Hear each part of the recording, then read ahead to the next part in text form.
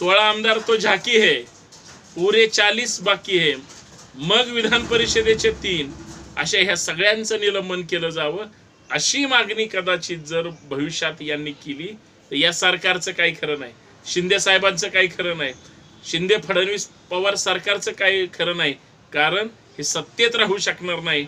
सर्वोच्च न्यायालय ह्या लोकांना सत्तेत ठेवणार नाही। आमच्या महाराष्ट्राच्या विधानसभेचे सन्माननीय अध्यक्ष सर्वोच्च न्यायालयाला सुद्धा कदाचित गृहीत धरत नसावेत, त्यांची दिशाभूल करत असावेत असा संशय महाराष्ट्राच्या कानाकोपऱ्यात आणि खास करून मंत्रालयाच्या आसपास सुरू आहे आणि हे भयानक आहे। महाराष्ट्रामध्ये सत्तांतर आणि सत्ता संघर्ष भाजप फडणवीस शिंदे सरकारने एवढा जटिल करून ठेवला। खरं तर तुम्हाला आश्चर्य वाटेल की महाराष्ट्र सरकार बरखास्त करण्याच्या मानसिकतेमध्ये कदाचित सुप्रीम कोर्ट असेल। विधानसभेचे अध्यक्ष म्हणून राहुल नार्वेकर साहेब ज्या पद्धतीचा 16 आमदार बाद करण्यासाठी वेळ काढूपणा करतात, साहजिक आहे याच्यामध्ये आदरणीय फडणवीस साहेबांची नीती असेल किंवा सरकारचा चालढकलपणा असेल, हे सगळ्यांना लक्षात येतं। परंतु उद्धव ठाकरे साहेब नावाची एक फार मोठी या महाराष्ट्रामध्ये अशी ताकद आहे ज्यांना कायद्याच्या ज्ञानापासून रस्त्यावरच्या लढाईपर्यंत ठाकरेंना सगळं माहिती आहे। ते ठाकरे ज्या ठाकरेंनी बाळासाहेब ठाकरे नावाच्या एक मोठ्या वादळाच्या पोटी जन्म घेतला आणि त्यांना राजकीय दृष्ट्या संपवण्याचं, डिस्टर्ब करण्याचं किंवा त्रास देण्याचं काम भाजपच्या वतीनं शिंदे साहेबांच्या माध्यमातून फडणवीस साहेबांनी ज्या पद्धतीनं केलं, केंद्रातल्या आणि राज्याच्या सरकारच्या आशीर्वादाने ज्या पद्धतीनं होत आहे, पण न्यायालयापुढे तुम्ही काहीच करू शकत नाहीत, कारण या देशातली लोकशाही फक्त न्याय व्यवस्थेवर अवलंबून आहे आणि लोकशाही जिवंत ठेवण्याचं काम जर न्याय संस्था करत असतील तर भारतीय राज्यघटना सुद्धा त्याच धर्तीवर सुरक्षित आहे जोपर्यंत कायदा आहे।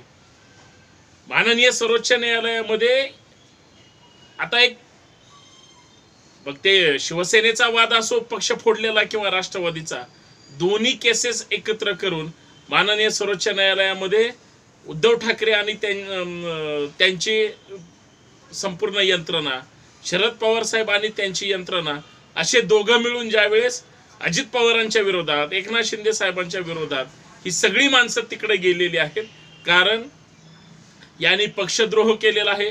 पक्षाच्या आणि पक्ष नेत्याच्या पाठीत खंजीर खुपसून 50 खोके आणि एकदम ओके या प्रकारासाठी कदाचित जी काही राजकीय गद्दारी झाली, जो काही राजकीय राजद्रोह झाला, त्याच्यामध्ये माननीय सर्वोच्च न्यायालयाने फटकारलेला आहे नार्वेकर साहेबांना।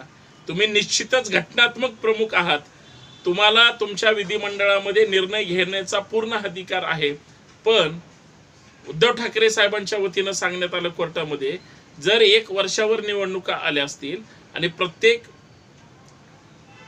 सरकारचा किंवा त्या आमदार खासदारांचा एक कालावधी निश्चित झालेला आहे, सरकारचा एक कालावधी निश्चित झालेला आहे आणि त्याच्यामध्ये जर हे प्रश्न निकाली काढली जात नसतील तर महाराष्ट्र आणि देशासमोर चुकीचा पायंडा भविष्यात निर्माण होईल। एक आणि दुसरी गोष्ट, जे काही वेळापत्रक म्हणजे सप्टेंबर महिन्यात तयार केलं, ऑक्टोबर सुरू आहे आणि नोव्हेंबर डिसेंबर पर्यंत सुद्धा प्रक्रिया पूर्ण करायची नाही अशी ज्यांनी सिस्टीम आखली होती, त्या नार्वेकर साहेब असतील किंवा त्यांची सगळी सत्ताधारी मंडळी, एकनाथ शिंदे साहेब असतील, देवेंद्र फडणवीस साहेब असतील, अजित पवार साहेब असतील, त्यांचे कायदे तज्ञ असतील, पक्षाचे नेते असतील आणि सुप्रीम नेते असतील, यांनी या केसेसचा, या भांडणाचा राजकीय खेळ करण्याचं ठरवलं होतं आणि पक्ष हळूहळू डिस्टर्ब करण्याचं पण ठरवलं होतं।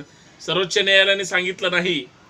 सर्वोच्च न्यायालयाचे सन्माननीय सरन्यायाधीश माननीय न्यायमूर्ती चंद्रचूड साहेब हे विचाराने, कृतीने आणि संवैधानिक मार्गाने अत्यंत शिस्तबद्ध, कडक आणि या सध्याच्या जातीयवादी प्रकाराच्या विरोधात ते अत्यंत कठोर पद्धतीने वागतायत आणि त्यांना हे नक्की माहिती आहे की महाराष्ट्रातल्या आणि देशातल्या जनतेवर ज्या पद्धतीने जुलमी हुकूमत निर्माण करून सरकार स्थापन करून ज्या पद्धतीचा राजकीय खेळ सुरू आहे आणि त्याच्यातून सर्वसामान्य माणसाचं जीवन उद्ध्वस्त होत आहे, जे सन्माननीय सरन्यायाधीश देशाचं नेतृत्व करतात, आपलं महाराष्ट्राचं सुदैव आहे की ते महाराष्ट्रातून प्रतिनिधित्व करतात. आणि मग सर्वोच्च न्यायालयाने सांगितलं की तुमचा वेळ काढूपणा चालणार नाही.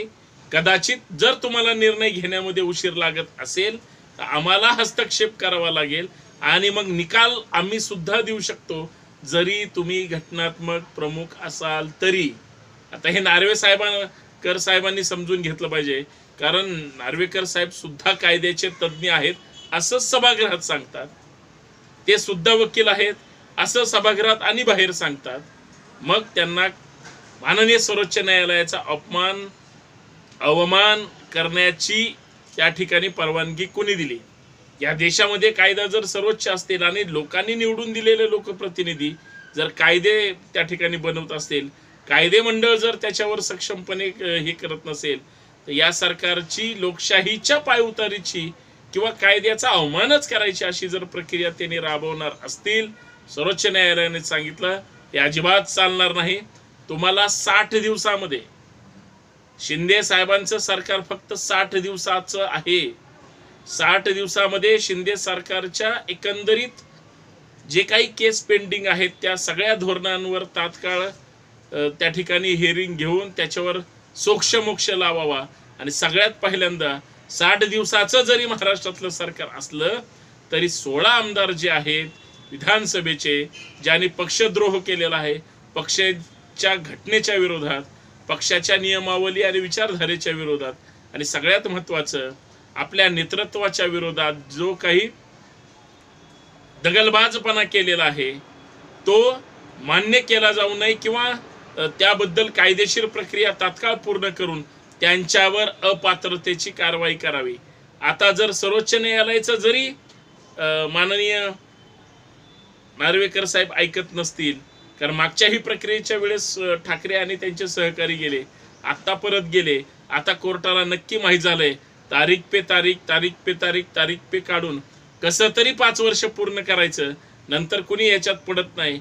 पण आता जर बाद झाले आणि कदाचित त्यांना जर पनिशमेंट झाली तर सध्याची विधानसभा बाद झाली आणि उद्या 6 वर्षासाठी 12 वर्षासाठी जर कदाचित न्यायालयाच्या वतीने निलंबित करण्यात आलं तर, ह्या जर तरच्या गोष्टी आहेत, तर मात्र ह्या 16 आमदारांना, 16 आमदार तो झाकी है, पुरे 40 बाकी है, मग विधान परिषदेचे 3, अशा ह्या सगळ्यांचं निलंबन केलं जावं अशी मागणी कदाचित जर भविष्यात यांनी केली तर या सरकारचं काही खरं नाही, शिंदे साहेबांचं काही खरं नाही, शिंदे फडणवीस पवार सरकारचं काही खरं नाही. कारण हे सत्तेत राहू शकणार नाही. सर्वोच्च न्यायालय ह्या लोकांना सत्तेत ठेवणार नाही आणि जर अपात्रतेची कारवाई झाली तर सरकार आपोआप गडगडून जाईल आणि मग आत्ताचे ताजी उद्या माजी होतील आणि सत्तेवर दुसरे विद्यमान येऊन बसतील. हा सगळा एक राजकीय घडामोड आणि प्रसंग आहे. पण आमच्या महाराष्ट्राच्या विधानसभेचे सन्माननीय अध्यक्ष सर्वोच्च न्यायालयाला सुद्धा कदाचित गृहीत धरत नसावेत, त्यांची दिशाभूल करत असावेत असा संशय महाराष्ट्राच्या कानाकोपऱ्यात आणि खास करून मंत्रालयाच्या आसपास सुरू आहे आणि हे भयानक आहे. त्याच्यामुळे 60 दिवसाच्या या सरकारचं आता सांगा करायचं काय आणि 16 आमदार बाद झाल्यावर त्यांनी सुद्धा करायचं काय हा एक प्रश्नच राहील. तरीही तुम्ही शेवटपर्यंत हा व्हिडिओ पहा आणि जास्तीत जास्त शेअर करा. धन्यवाद. जय जिजाऊ, जय शिवराय, सत्य की जय हो.